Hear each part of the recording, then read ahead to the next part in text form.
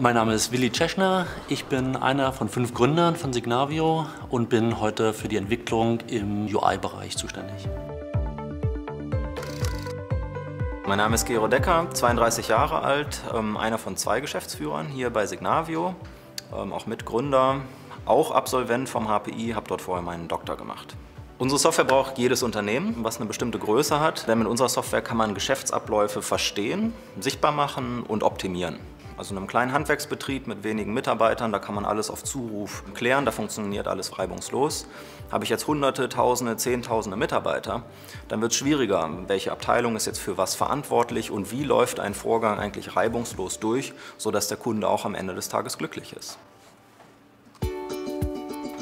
Signavio ist wie eine digitale Ideenwand, wo alle Mitarbeiter ihre Ideen beitragen können, ihr Wissen austauschen können, hin zu einer tatsächlich umsetzbaren Prozessveränderung. Also die Software wird entwickelt seit ca. 8 Jahren, anfänglich mit 4 Leuten in einem Uni-Projekt. Dann die Gründung 2009. Inzwischen haben wir 50 Mitarbeiter, 3 Standorte, Berlin, Kalifornien, Singapur.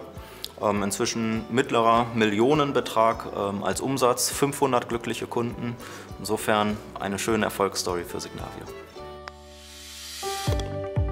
Es gibt natürlich immer Durststrecken zwischendurch und die zu meistern, das ist schon eine Herausforderung. Signavio stand eigentlich am Anfang unter einem ganz schlechten Stern.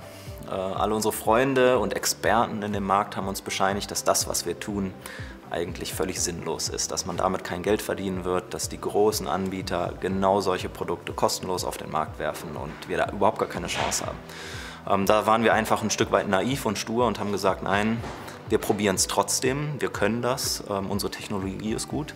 Da geht es doch vor allem darum, Feedback von den Kunden einzuarbeiten, wirklich sich Gedanken zu machen, sich mit den Kunden auch hinzusetzen und deren Anforderungen einfach auch zu verstehen. Aber früh haben wir natürlich gemerkt, dass Themen wie Marketing, Vertrieb enorm wichtig sind, um genau diese Brücke zwischen tollem Produkt und dem Kunden ja auch schlagen zu können. Bei uns hieß das dann ganz konkret im Gründerteam, dass wir uns dann auch aufgeteilt haben. Dass ich mich zum Beispiel komplett aus der Entwicklung des Produktes herausgezogen habe, um mit den Kunden reden zu können und das vertreiben zu können. Und wenn die Firma dann wächst, ist es durchaus schwierig loszulassen. Man will immer noch alles kontrollieren, aber es schlägt dann natürlich auch um in Frustration, weil man scheinbar nur noch Feuer löscht. Das war für uns ein wichtiger Schritt, das zu erkennen, loszulassen, viel mehr Verantwortung den Mitarbeitern zu geben. Auch wenn das in der eigenen Ansicht vielleicht nicht immer alles optimal ist, aber in der Grundgesamtheit hat man damit einfach eine viel höhere Schlagkraft, viel höhere Geschwindigkeit, um am Markt erfolgreich zu sein.